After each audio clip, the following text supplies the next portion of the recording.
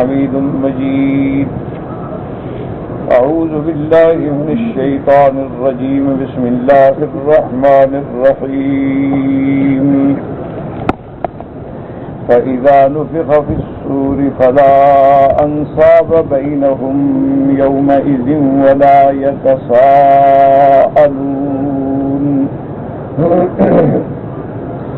فمن ثقلت موازينه فأولئك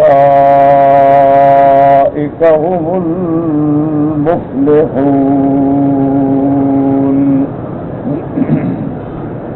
ومن خفت موازينه فأولئك الذين خسروا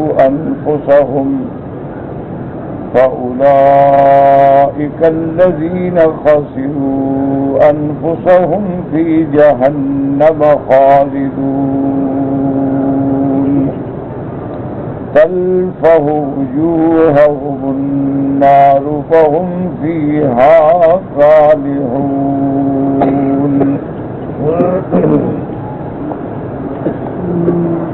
اللہ تبارک و تعالی نے کلام مقدس کی ان آیات مبارکہ میں جو سورۃ المؤمنون کی آیات ہیں احوال قیامت کے بارے میں ذکر فرمایا ہے. یہاں سب سے پہلا مسئلہ جو ہے وہ ہے سور. فَإِذَا نُفِخَ فِي الصُّورِ. تو الحمدللہ عقیدہ اہل سنت والجماعت جو ہے سلفن اور خلفن کے جیسے قیامت برحق ہے اسی طرح سور جو ہے وہ بھی برحق.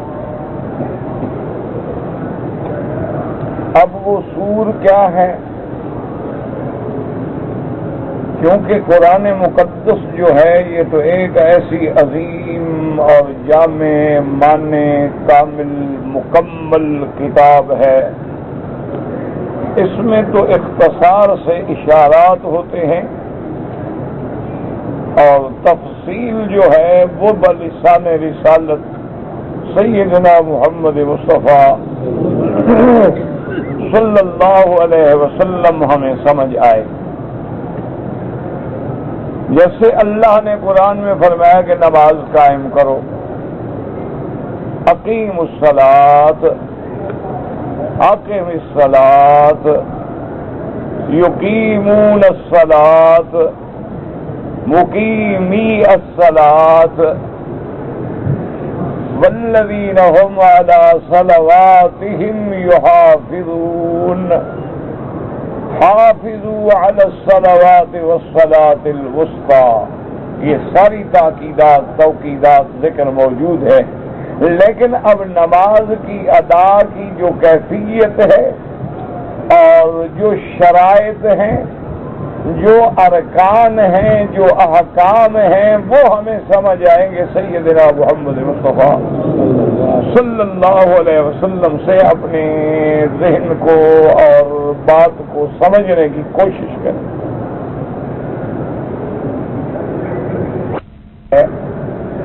کہ بعض اوقات گمراہ فرقے جو ہیں وہ ایک بڑا خوشنما نعرہ دیتے ہیں لوگوں کو گمراہ کرنے کے لیے. جیسے ایک فرقہ ہے جس نے اپنے آپ کو اہل قرآن کہلایا. اب ہر مسلمان اہل قرآن ہوتا ہے؟ کون ہے جو قرآن پر ایمان نہ لائے؟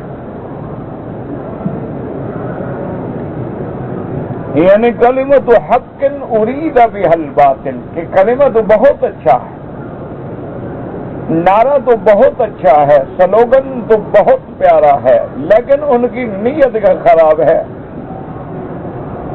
انہوں نے بظاہر تو یہ دعویٰ کیا کہ ہم اہل قرآن ہیں، قرآن پہ ہمارا ایمان ہے اور اللہ نے ہمیں یہی حکم دیا ہے اور اللہ نے قرآن اتارا. لہذا اس کا دوسرا نتیجہ کیا نکالا کہ بھی قرآن کے علاوہ ہم حدیث نہیں مانتے. اب دیکھیں پہلا نعرہ کتنا خوشنما ہے، لیکن اس کا انجام اور اس کا اصل مقصد جو ہے وہ کتنا خطرناک ہے. اور یہ قاعدہ ہے، ہمیشہ یاد رکھیں کہ جب بھی گمراہ فرقے کسی کو دھوکہ دیتے ہیں تو وہ حق کے اوٹ میں، حق کے پردے میں، حق میں ملا کے دھوکہ دیں گے۔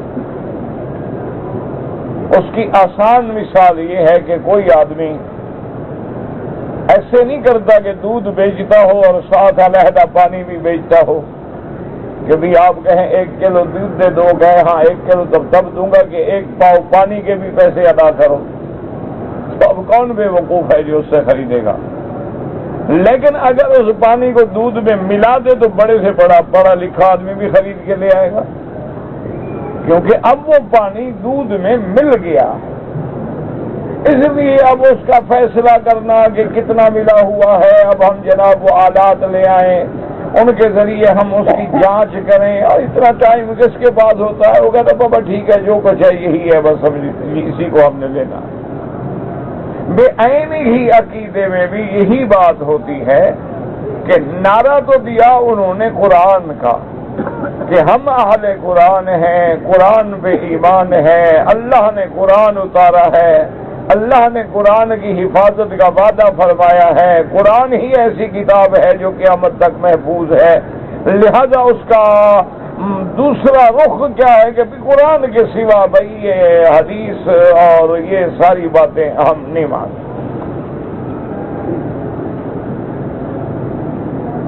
اور اس کے لیے پھر عقل عیار ہے، 100 بھیس بنا لیتی ہے۔ دلائل پھر انہوں نے جمع کر لی ہے کہ دیکھو جی حدیث پاک تو حضور کے زمانے میں لکھی نہیں گئی، بہت کم صحابہ پڑھے لکھے تھے جو قرآن پاک لکھتے تھے، اور قرآن کے علاوہ حضور نے خود منع فرما دیا تھا اور کچھ نہ لکھو۔ اور تدوین حدیث جو ہے وہ تقریباً حضور صلی اللہ علیہ وسلم کی وفات کے 250 سال بعد ہوئی ہے، تو 250 سال بعد تک کس کو بات یاد رہتی ہے کہ حضور نے یہ فرمایا تھا؟ تم نے کہا جی حدیث، نعوذ باللہ، حدیث پر ہمارا ایمان۔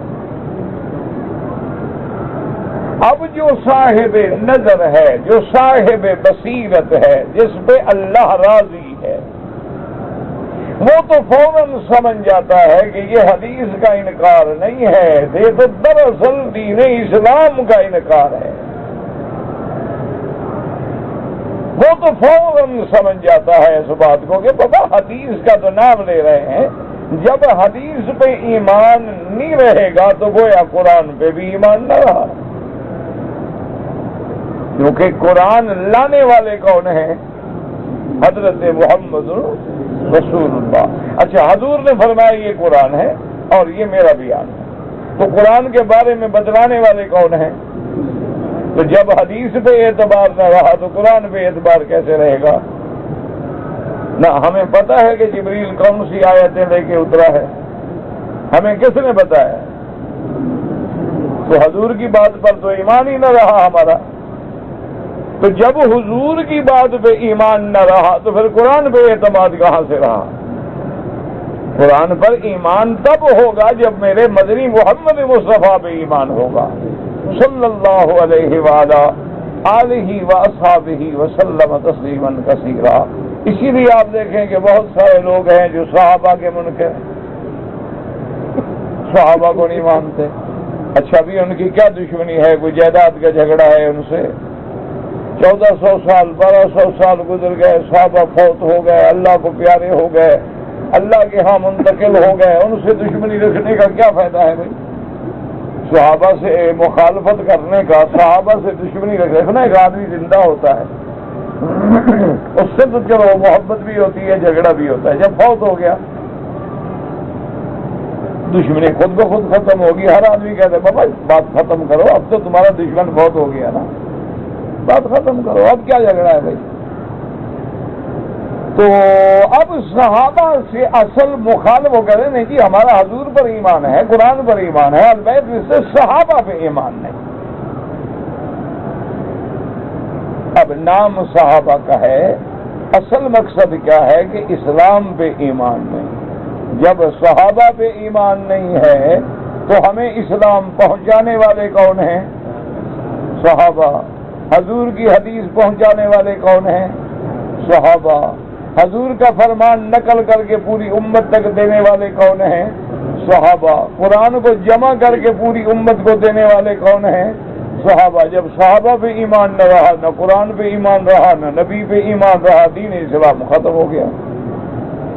ایک بات کو ٹھنڈے دل سے سمجھانا ہے، اللہ تبارک و تعالی سمجھ عطا فرمائے، اللہ تبارک و تعالی دلوں سے بغض قدورتیں نکال دے، ورنہ صحابہ سے کوئی دشمنی نہیں، صرف نام صحابہ کا ہے۔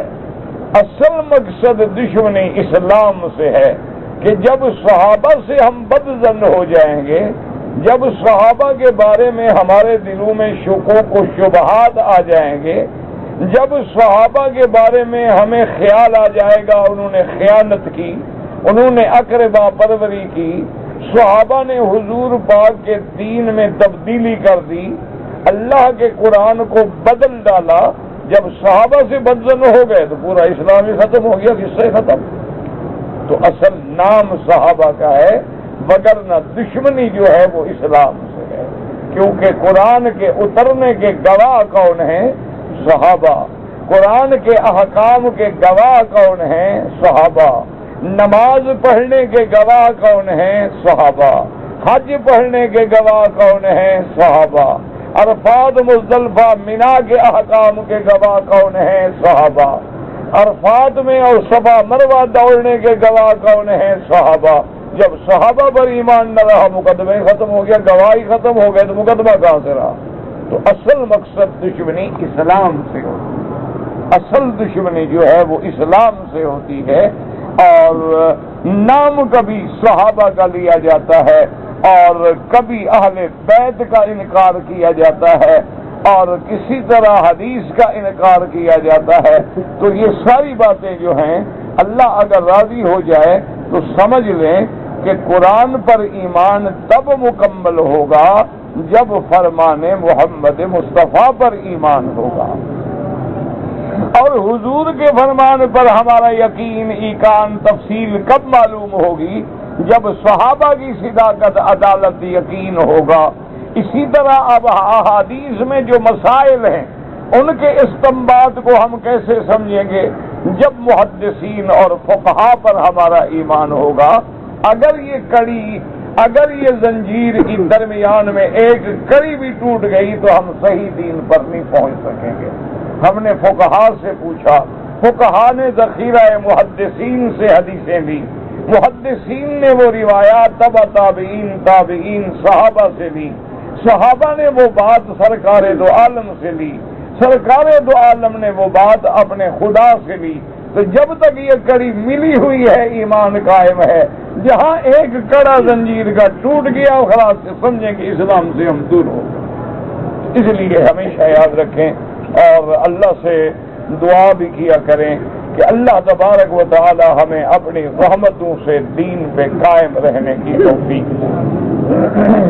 اچھا، اب ایک آدمی کہتا ہے جی قیامت پر تو ایمان ہے لیکن میرا حساب کتاب اور سور پہ ایمان نہیں، تو گویا قیامت پر بھی ایمان نہیں۔ دیکھو نا کیسے آپ ایمان کی شرطیں پڑھتے ہیں، آمنت باللہ، اس کے بعد وملائکتہ وکتبہ ورسلہ، اس کے بعد کیا وبالیوم الآخر، آگے کیا ہے نؤمن بالقدر خیرہ وشرہ من اللہ تعالی والبعث بعد الموت۔ اب دیکھیں بعد الموت میں اگر ایمان نہ ہو تو بالقدر خیر شر پر ایمان رہے گا؟ خود بخود ختم ہو جائے گا۔ اچھا، اس پر نہ ہو آخرت پر ایمان نہیں رہے گا۔ جب آخرت پر ایمان نہ ہو تو کتب ہی اور رسل ہی، کتب ہی رسل ہی تو کہہ رہے ہیں آخرت، اس پر تو ایمان نہ رہا تو کتب ہی رسل ہی پہ بھی نہ رہا، جب ان پہ نہ رہا تو اللہ پر بھی نہ رہا۔ تو اب اللہ پہ ایمان کے لیے ساری تفصیل ماننی ہوگی کہ آمنت باللہ وملائکتہ، ہم نے ملائکہ کو بھی نہیں دیکھا، خدا کو بھی نہیں دیکھا، وکتبہ، کتابیں آ گئیں اللہ کی، کتابیں لانے والے کون ہیں؟ ملائکہ۔ اگر ملائکہ پہ ایمان نہیں تو کتابیں ختم، رسول ہی، اور رسول تب بنیں گے جب کتاب پہ ایمان ہوگا. جب اللہ کی کتاب پہ ایمان نہیں تو رسول پر ایمان ختم. نؤمن بالقدر خیرہ وشرہ من اللہ تعالی والبعث بعد الموت. تو اس تفصیل سے ہمیشہ یاد رکھیں. تو اسی طرح یہ کڑی چلے گی. اب آپ مثلا ایک کتاب کھولتے ہیں حدیث کی، بخاری شریف یا مسلم شریف یا ترمذی شریف یا سنن یا سیاہ میں سے یا سنن میں سے یا مسانید میں سے یا مصنفات میں سے یا مراسیل میں سے، اس میں جو سند چلے گی چلتی چلتی چلتی پہنچے گی ان نبی ہریرہ رضی اللہ عنہ قال قال رسول اللہ صلی اللہ علیہ وسلم. اگر درمیان میں ایک راوی ختم کر دو تو حدیث پر اعتماد ختم ہو گیا. اسی لیے تو محدثین بحث کرتے ہیں نا کہ بھئی اس نے کہا ہے عن الزہری عن نبی سلمہ. انہوں نے کہا یہ کیسے ہو سکتا ہے؟ زہری نے تو ابی سلمہ سے سنا ہی نہیں. لم یسمع من نبی سلمہ. مانا غرابت آ گئی حدیث کے اندر کہ اس کا تو سما ہے ہی نہیں. کیسے کہہ رہے ہیں انا سے تو لازمی بات ہے کہ سما ثابت ہو، تو سما تو ہے نہیں وہاں. اس لیے ہمیشہ یاد رکھیں کہ ہمارا ایمان کب مکمل ہوگا؟ جب اس تفصیل سے ایمان ہو کہ اللہ پر ایمان، اللہ کی کتاب پہ ایمان، اللہ کے بھیجے ہوئے مدنی سرکار پہ ایمان، حضور کے صحابہ پہ ایمان، صحابہ کے بعد تابعین، تبع تابعین، محدثین، ائمہ فقہا پہ ایمان. اللہ تبارک و تعالی اس طرح ہمیں دین اسلام پہ قائم رکھے. اب دیکھو نا جی، بعض اوقات یہ مختلف شوشے چھوڑے جاتے ہیں کہ دیکھو جی حضور پاک نے تو نہیں فرمایا نا کہ 4 اماموں کو مانو.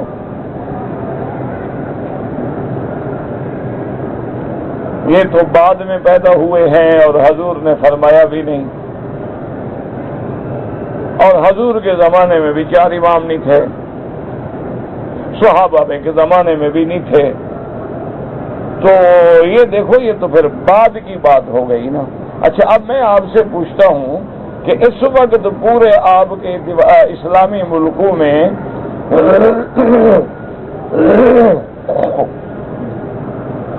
قرآن کی جو قرات پڑھی جاتی ہے کس قاری کی قرات پڑھتے ہیں آپ لوگ؟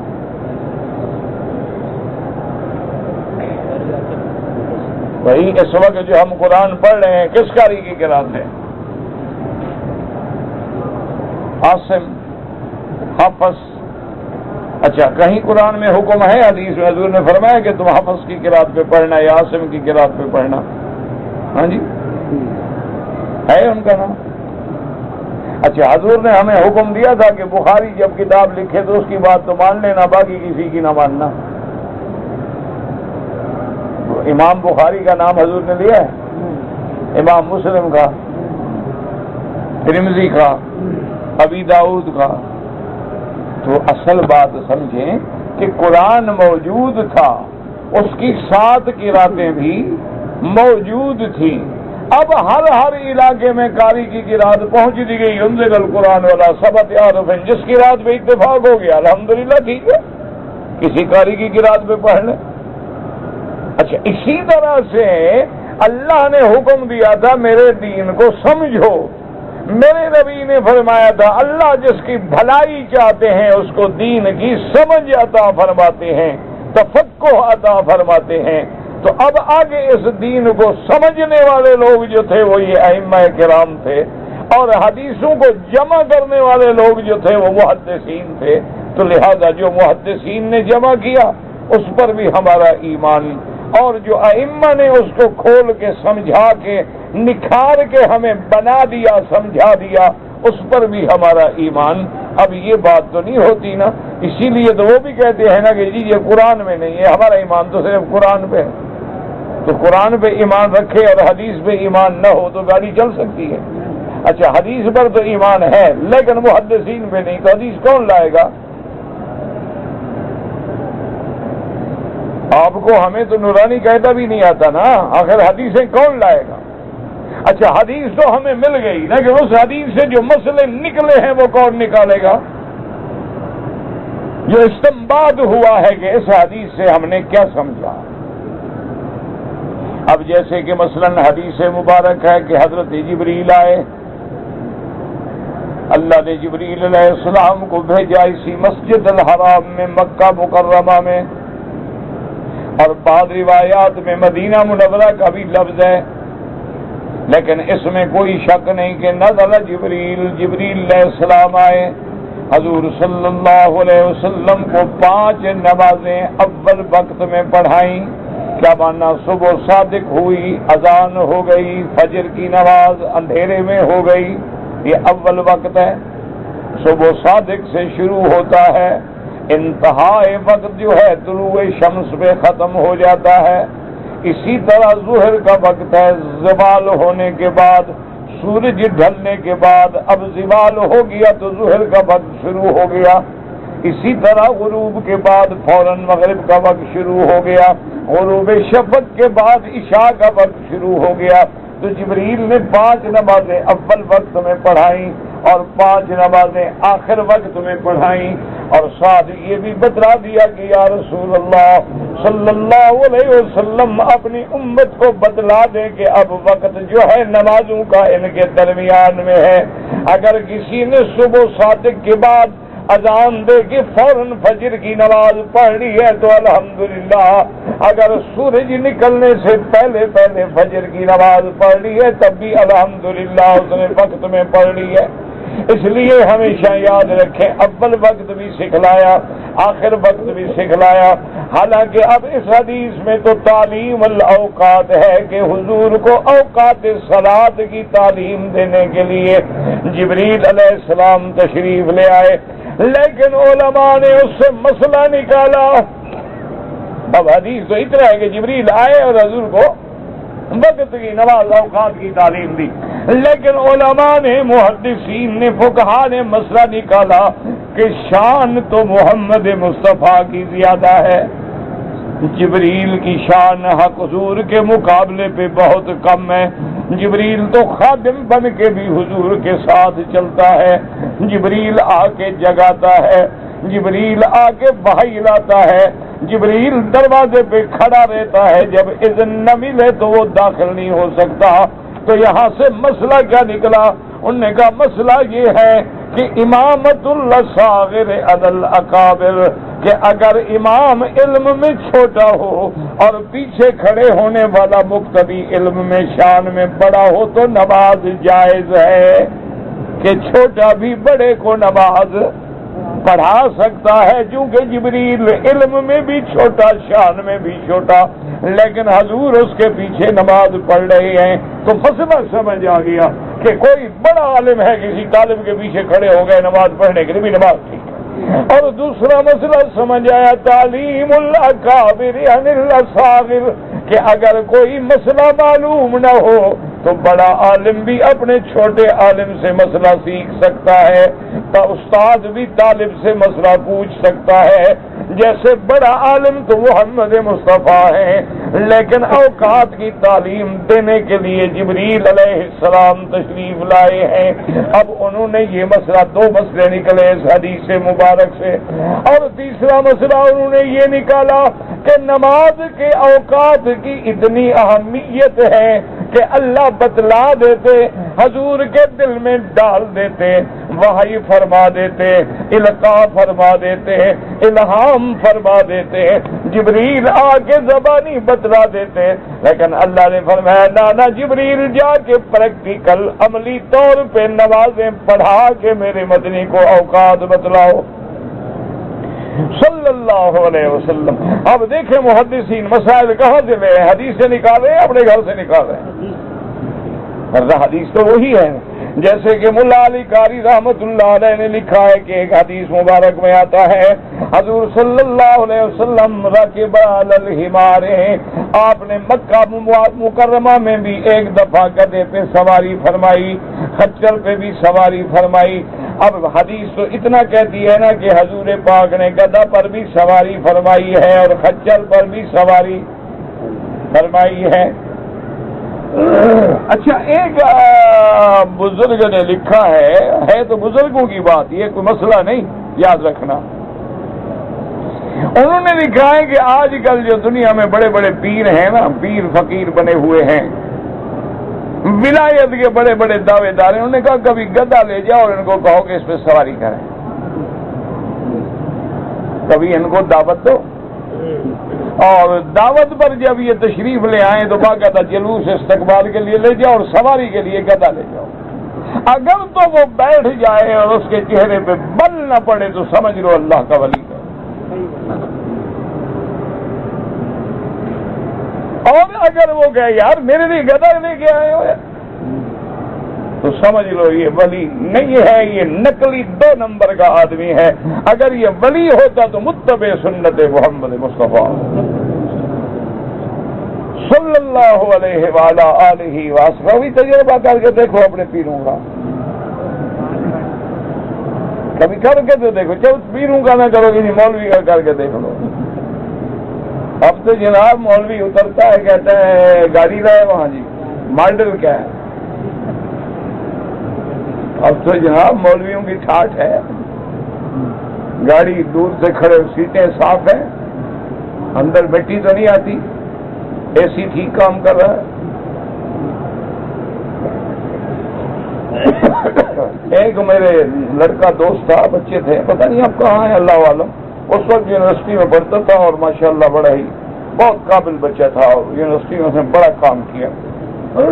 اس نے ایک مولوی کو دعوت دی، یونیورسٹی کا جلسہ تھا،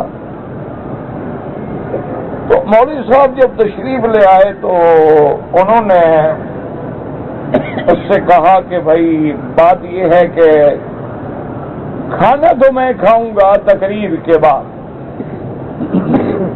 عشاء کے بعد تقریر تھی، انہوں نے کہا عشاء کے بعد جلسہ ہوگا، 10 بجے سے 11 بجے تک تقریر ہوگی، اس کے بعد میں کھانا کھاؤں گا، پہلے میں کھانا نہیں کھاؤں گا۔ ویسے انہوں نے کہا کہ آپ ایسا کر لیں کہ عصر کی نماز کے ساتھ جو چائے آئے نا اس کے ساتھ کچھ تھوڑے سے اچھے سے کچھ سموسے اور کچھ اچھی چیزیں اور بنا لیں، اور مغرب اور عشاء کے درمیان میں تیتر اور بٹیر کا سوپ بنا لیں۔ اور اس نے مینو مولوی صاحب نے پیش کیا، اس نے کہا حضرت ہم تو یونیورسٹی کے طالب ہیں، پڑھتے ہیں، ہاسٹل میں رہتے ہیں، کھانے کے پیسے نہیں ہمارے پاس، آپ یہ جو مینو دے رہے ہیں آپ کو منسٹر ہیں، آپ وزیر ہیں، اوپر سے اترے، مہربانی کریں تشریف لے جائیں، میں خود تقریر کر لوں گا، نہ ہمارے پاس بٹیرے ہیں نہ تیتر ہیں، کہاں سے لائیں؟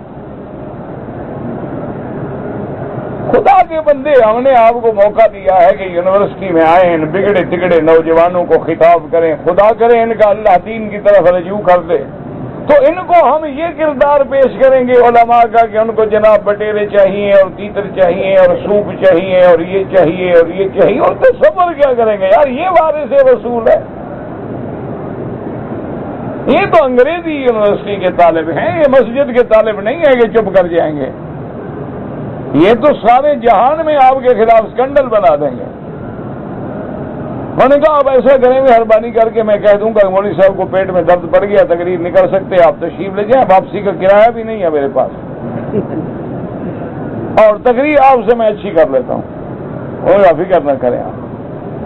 پھر مولوی صاحب کو بھی شرم آئی، خیر بہرحال تقریر تو نے کر، یہ جب ہمارا حال ہو، گدھا کی سواری مذاق نہیں، مانا ہے تواضع کا یہ عالم ہے کہ امام الانبیاء ہے لیکن گدھا پہ بیٹھ، جس کی سواری کے لیے جنت سے براق آتی ہو اس کو ضرورت تھی مستقل براق کھڑی رہتی،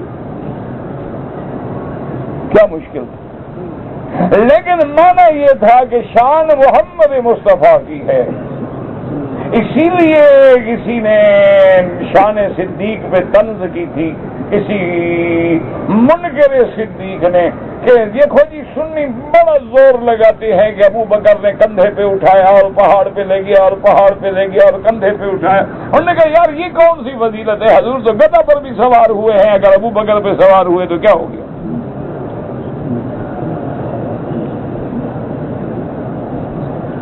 تو الحمدللہ علماء حق نے کہا تم نے بات سمجھی نہیں، حضور گدھا پہ بھی سوار ہوئے، حضور گھوڑے پہ بھی سوار ہوئے، حضور خچر پہ بھی سوار ہوئے، حضور اونٹنی پہ بھی سوار ہوئے، حضور اپن براق پہ بھی سوار ہوئے، حضور صدیق پہ بھی سوار ہوئے، لیکن مسئلہ سمجھو، جس گدا پہ حضور سوار ہوئے وہ گدوں کا سردار ہے، جس گھوڑے پہ سوار ہوئے وہ گھوڑا گھوڑوں کا سردار ہے، اور جس بندے پہ سوار ہوئے وہ بندہ بندوں کا سردار ہے۔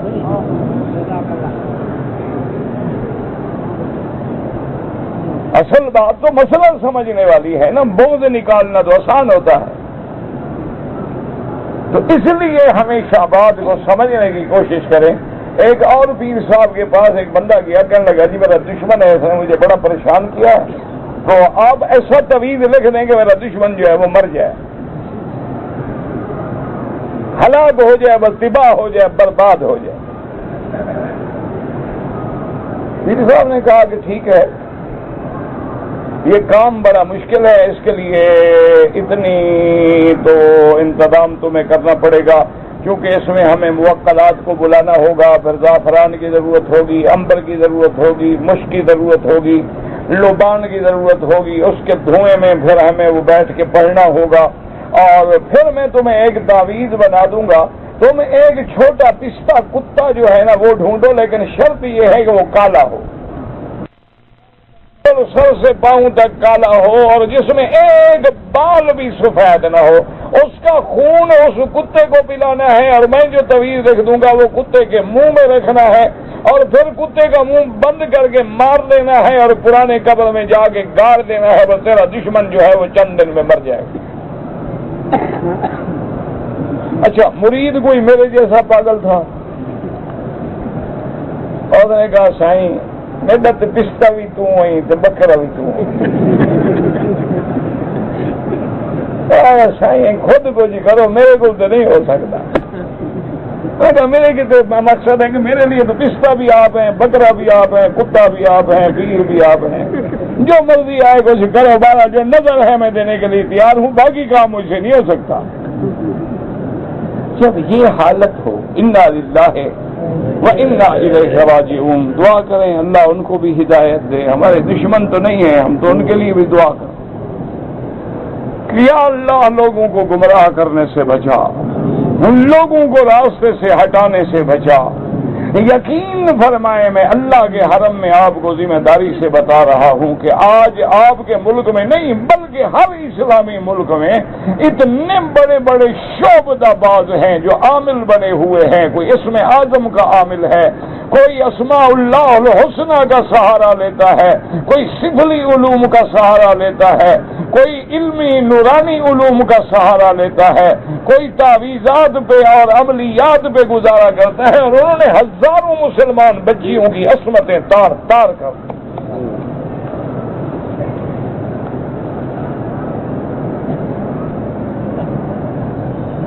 یہ پیر ہوتے ہیں جو لوگوں کی عزتوں سے کھیلیں، لوگوں کی عصمتوں سے کھیلیں۔ کیا ہے، وہ لڑکی مجبور ہے، بیچاری ہو جاتی ہے، میرا شوہر ہے میرے ساتھ ٹھیک نہیں ہے، کوئی بیچاری نوجوان بچی ہے، اولاد نہیں ہوتی، 2 سال گزر گئے، 4 سال گزر گئے، 5 سال گزر گئے، انہوں نے کہا فلاں پیر بڑا کامل ہے وہاں پہنچو، وہاں پہنچی، اس نے کہا آپ پر بڑا شدید جادو ہے، اور جادو بھی آپ کے رحم پر ہے، اس کو کھولنے کے لیے مجھے گناہ کرنا پڑے گا۔ انا للہ وانا الیہ راجعون۔ دعا کرو اللہ ایسے ظالموں سے ہر مسلمان کی عزت کی حفاظت کرے۔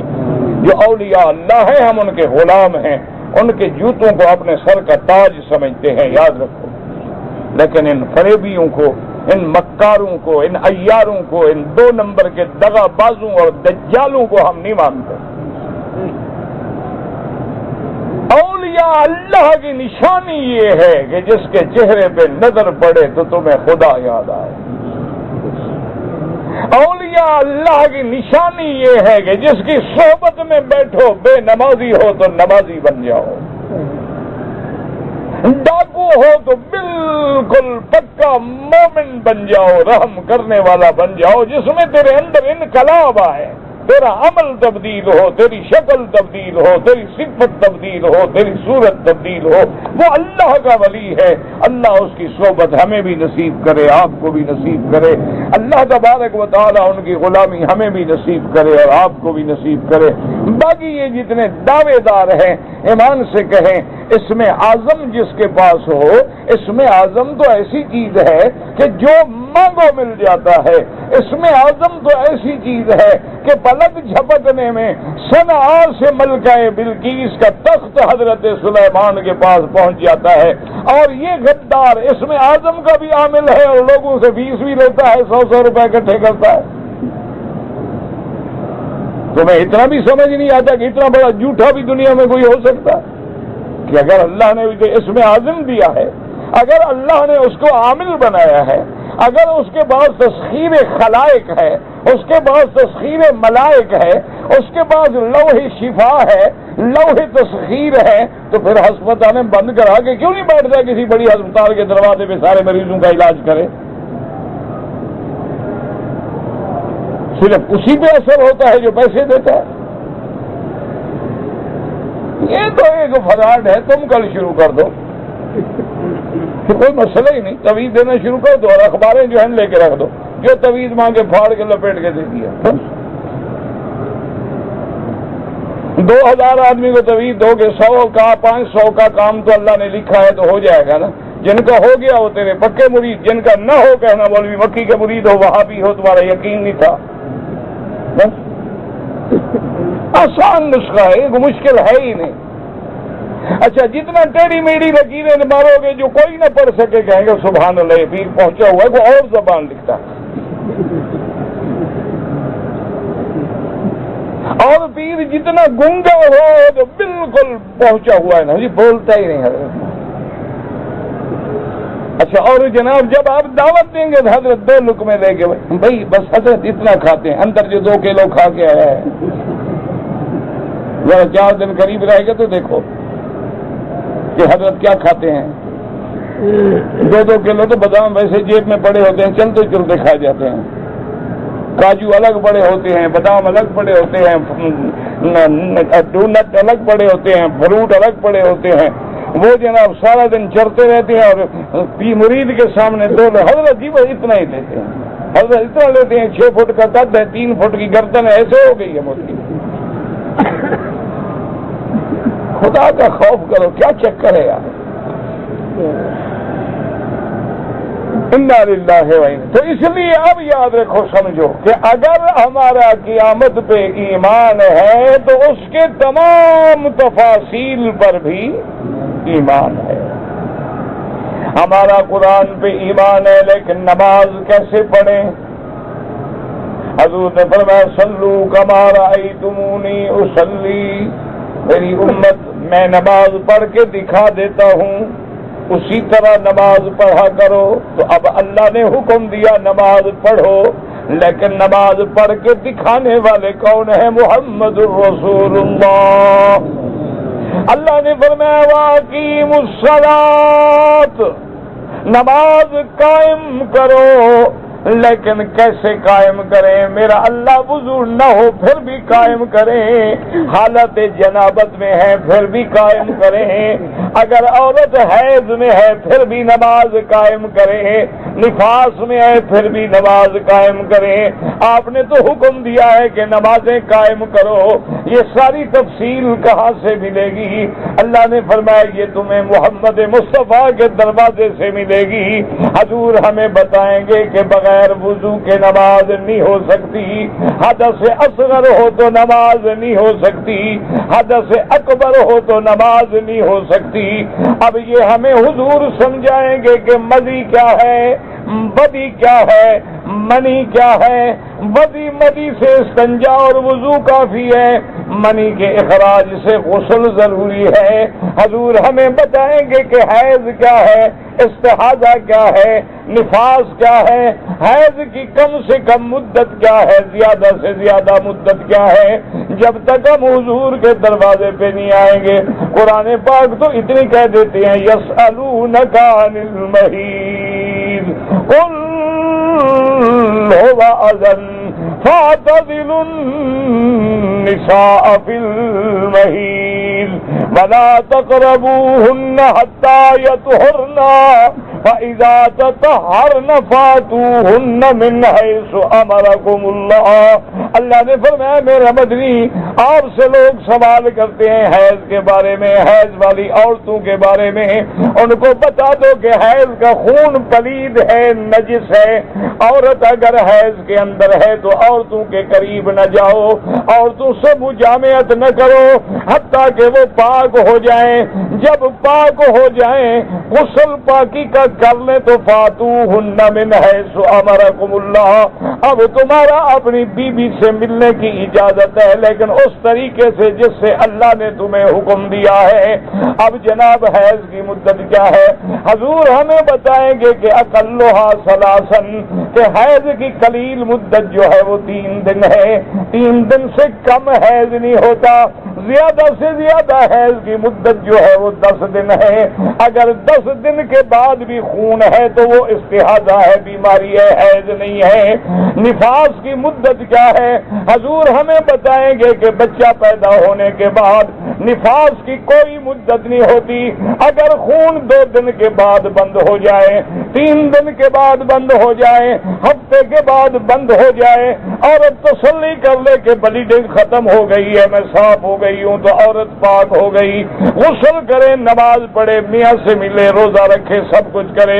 لیکن اگر بچہ پیدا ہونے کے بعد بلیڈنگ بند نہیں ہوتی، کبھی رک گیا، کبھی آ گیا، کبھی رک گیا، کبھی آ گیا، تو اب 40 دن تک دیکھیں گے. 40 دن کے بعد بھی خون آ رہا ہے تو اب نفاس نہیں ہوگا، بیماری ہوگی. اب اس کو غسل کر کے ہر نماز کے لیے نماز پڑھنی ہوگی.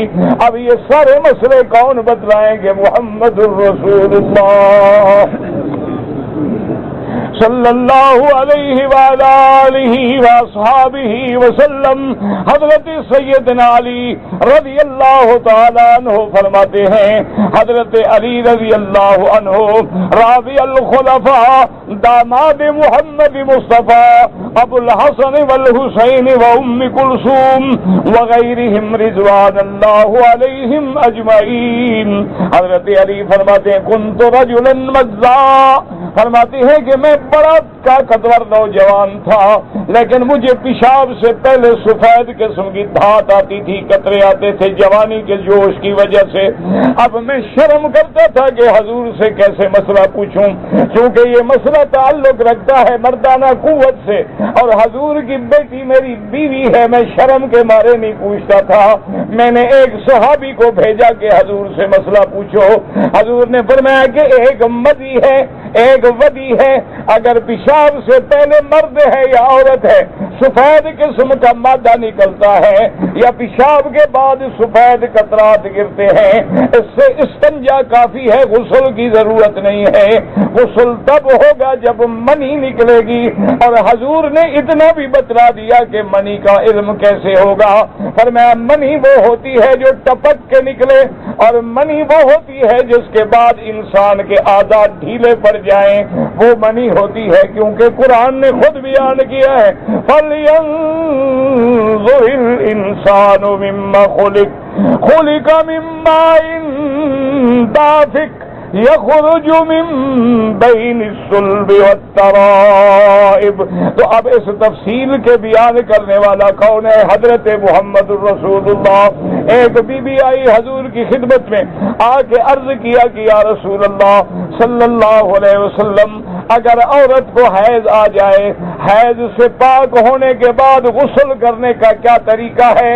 حضور پاک صلی اللہ علیہ وسلم نے فرمایا کہ تم ایسا کر لو، جب تسلی ہو جائے کہ خون میرا بند ہو گیا ہے، حضور نے فرمایا کہ تم خالص سفید پاک کپاس کا حصہ لے کے، ٹکڑا لے کے جمع کر کے اپنے بدن کے اندر رکھو، اور اس کے بعد دیکھو کہ اس پہ کسی قسم کی حمرہ، سواد یا صفرا یا قدرہ، کہ اس کے اوپر کوئی سرخ نشان ہے، سرخ نشان نہیں تو کوئی پیلاہٹ ہے، پیلاہٹ نہیں تو کوئی میل کچیل ہے. جب تسلی ہو جائے تو پھر اس کپاس پہ خوشبو لگا کے بھی اندر رکھو، اب بی بی کہنے لگی یا رسول اللہ اندر وہ کپاس میں کیسے رکھوں گی؟ تو بی بی عائشہ فرماتی ہے کہ میں نے اشارہ کیا، میں نے کہا حضور کو تنگ نہ کرو، یہ عورتوں کا مسئلہ ہے، میں تمہیں سمجھا دوں گی، لیکن حضور پاک نے کوئی استحیا نہیں فرمایا کہ شریعت میں کوئی حیا نہیں ہوتی، شریعت میں مسئلہ پوچھنا ہوگا اور مفتی کو بھی جواب دینا ہوگا۔ حضور صلی اللہ علیہ وسلم نے سمجھا دیا۔ بی بی عائشہ صدیقہ رضی اللہ تعالی عنہا نے بتلا دیا، کاش مسلمانوں آپ کو اسلام کی قدر ہوتی، آج بھی جو بیٹیاں، آج بھی میری بچیاں، میری بہنیں، میری بیٹیاں جو سنت پہ عمل کرتی ہیں، حیض سے پاک ہونے کے لیے اپنے بدن میں خوشبو رکھتی ہیں، اپنے بدن کو خوشبو کا دھواں دیتی ہیں، اللہ ان کو ایڈ کی بیماری سے، آتشک کی بیماری سے، سوزاک کی بیماری سے اور گندی بلاؤں کی بیماری سے ہمیشہ کے لیے محفوظ رکھتا ہے۔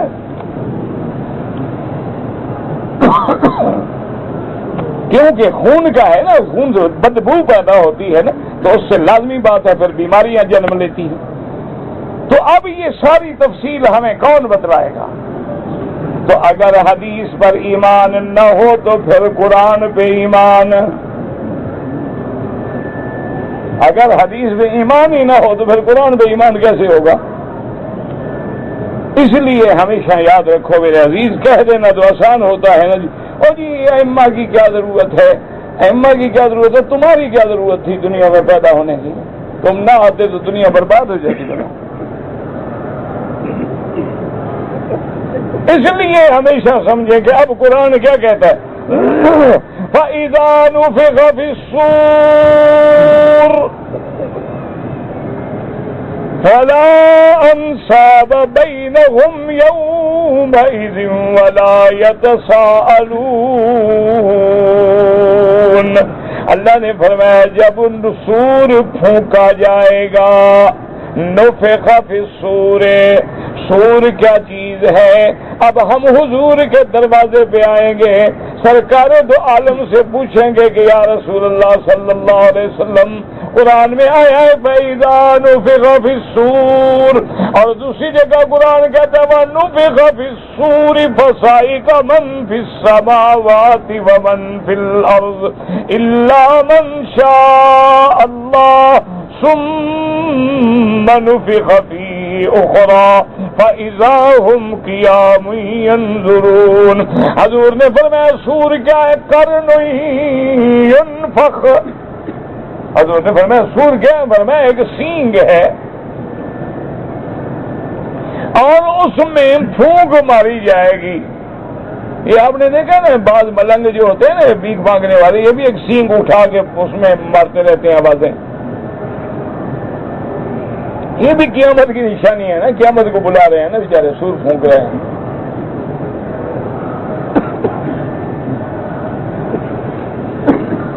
اللہ اکبر۔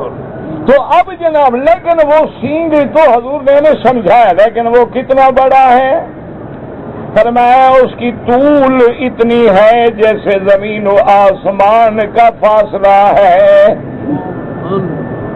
اور فرمایا اس سور میں اسقاب ثقب، اس میں سوراخ ہیں، اور ہر سوراخ میں ایک بندے کی اللہ روح ڈالیں گے، جب قیامت میں پھونکیں گے تو اس سوراخ سے وہ روح نکل کے اپنے اپنے جسے میں پہنچے گی،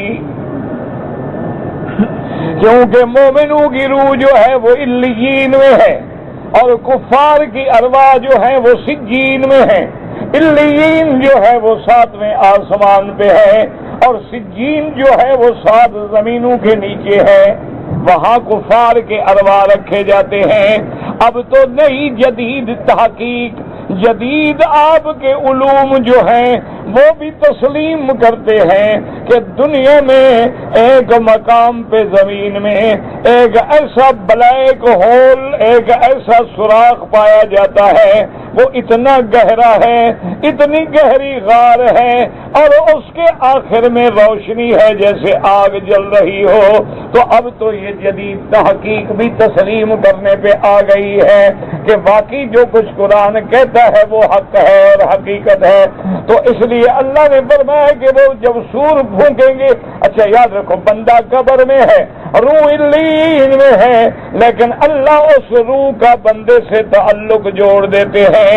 جیسے آج سمجھنا مشکل نہیں ہے، ٹیلی فون تیرے ہاتھ میں ہے، کوئی تار نہیں ہے، اس کا سلسلہ جو ہے سیٹلائٹ سے ہے، جب تم نمبر پنچ کرتے ہو تو اسی نمبر کو وہ پکڑتا ہے جو نمبر تم نے لگائے ہیں، کسی دوسرے کے ٹیلی فون کو نہیں پکڑتا، کسی دوسرے کے گھر میں گھنٹی نہیں بجتی، کسی دوسرے کی جیب میں موبائل ہے تو گھنٹی نہیں بجتی، اسی کو پکڑتا ہے جس کے نمبر تم نے ملائے ہیں۔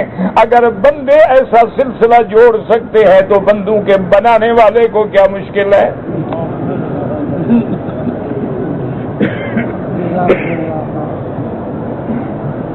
کہتے ہیں نا جی عذاب قبر کیسے ہوگا، روح تو علیین میں ہے، اور جو اللہ کے بندے، اللہ کے لیے کیا مشکل ہے کہ بندہ کہیں پڑا ہے لیکن سلسلہ بھی جڑا ہوا ہے۔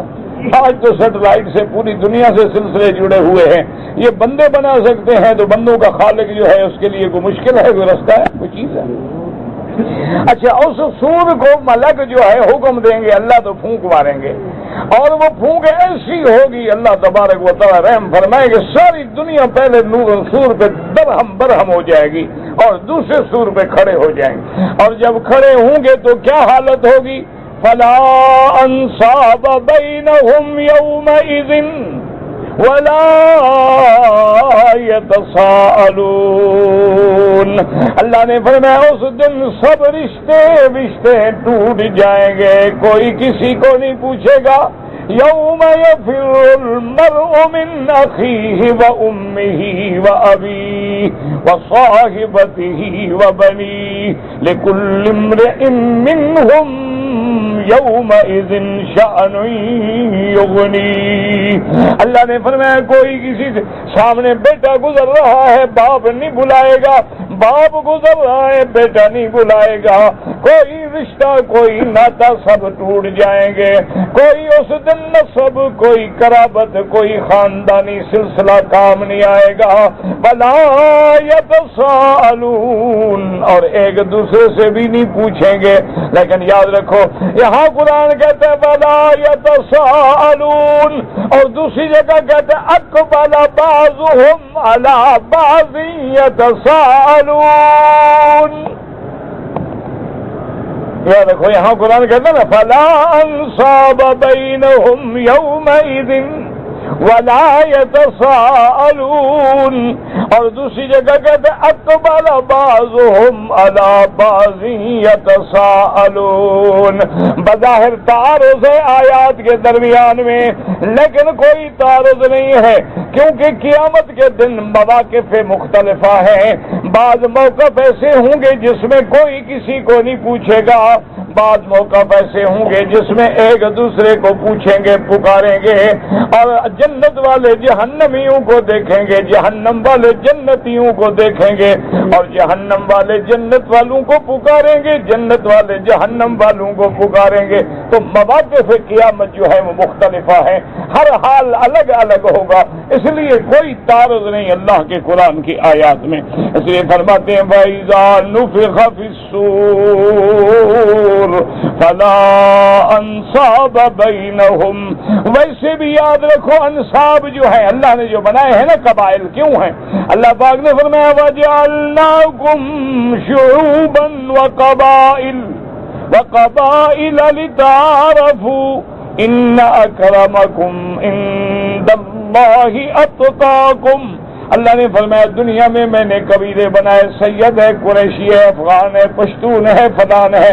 وجہ کیا ہے کہ تم ایک دوسرے کو پہچان سکو، تلاش کر سکو، ڈھونڈ سکو، ورنہ اللہ کے ہاں تو اس کی عزت ہوگی جو اللہ سے زیادہ ڈرنے والا ہے، پرہیزگار ہے، شریعت پہ چلنے والا ہے۔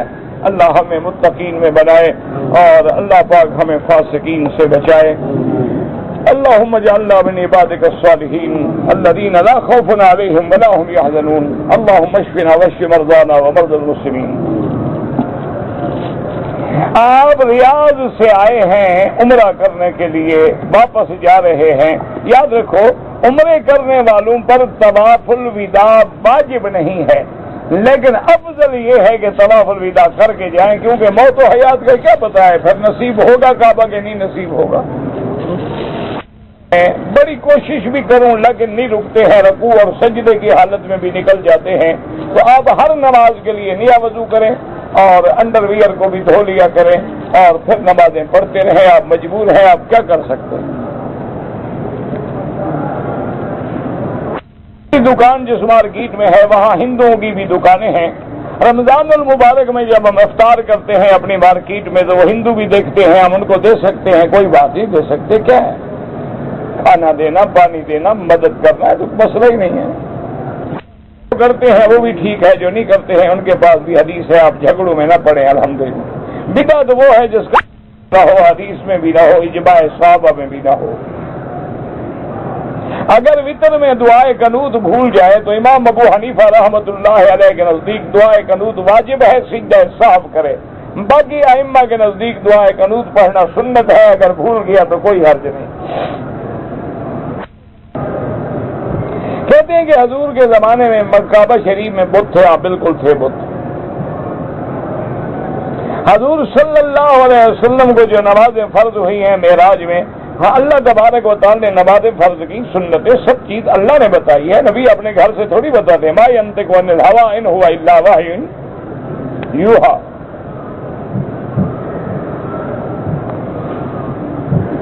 میں نے آپ کو بتایا تھا کہ پرس گم ہو گیا ہے تو یہاں چندہ کرنا منع ہے، اس کو مانگنے کی عادت ہے نا، وہ کہتا ہے لوگ بہت ہیں کچھ بن جائے گا، یہاں منع ہے حضرت، کرنے والے کو بھی پکڑ لیں گے، لینے والے کو بھی پکڑ لیں گے۔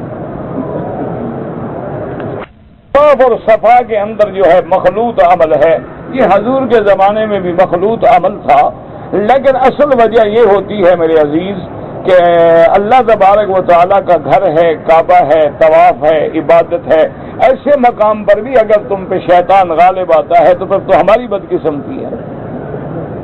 یہ مقام تو ایسا ہے کہ جہاں بندے کو اپنا ہوش نہیں رہتا تو کسی دوسرے کو کیا دیکھے گا، تو اگر اس کے باوجود بھی تمہیں اختلاط کا، پھر بھی حضور نے حکم دیا کہ عورتیں باہر طواف کریں۔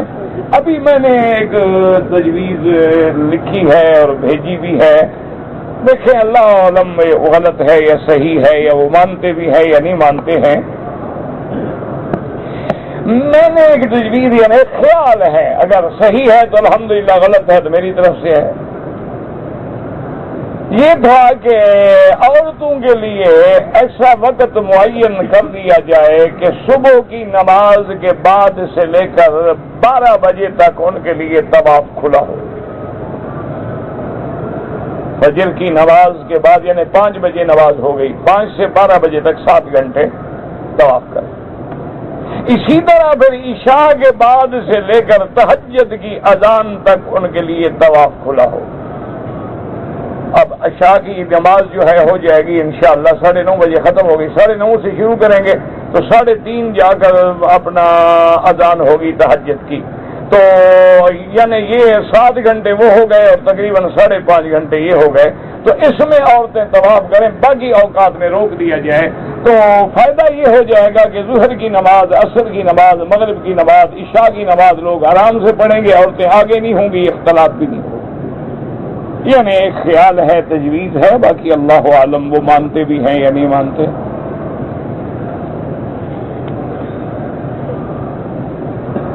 اگر کوئی آدمی باہر سے آیا ہے اور دوسرا عمرہ کرنا چاہتا ہے تو اس کو لازماً باہر جانا ہوگا، چاہے مسجد عائشہ جائے، جیرانہ جائے، عرفات جائے، کہیں جائے۔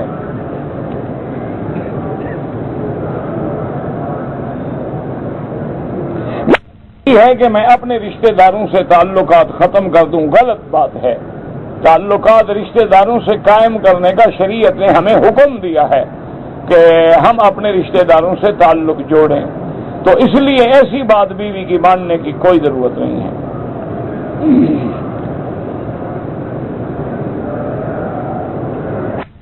نے حج کیا، جمرات پہ گھر والے ساتھ لے گیا، دوسرے دن ہجوم کی وجہ سے رات کو بھی جمرات کے لیے نہ لے گیا، وکیل بھی بن کر میں نے بھائی اگر واقعتاً عذر تھا، آپ وکیل بن گئے، اللہ قبول فرمائے۔ جھینگا حلال ہے، ہاں حلال ہے۔ ٹائی پہن کر نماز ہو جاتی ہے، نماز تو ہو جاتی ہے لیکن نہ پہنا کریں، کیونکہ یہ غلط شعار ہے، اور بعض کہتے ہیں یہ ایک قسم کا علامت صلیب ہے۔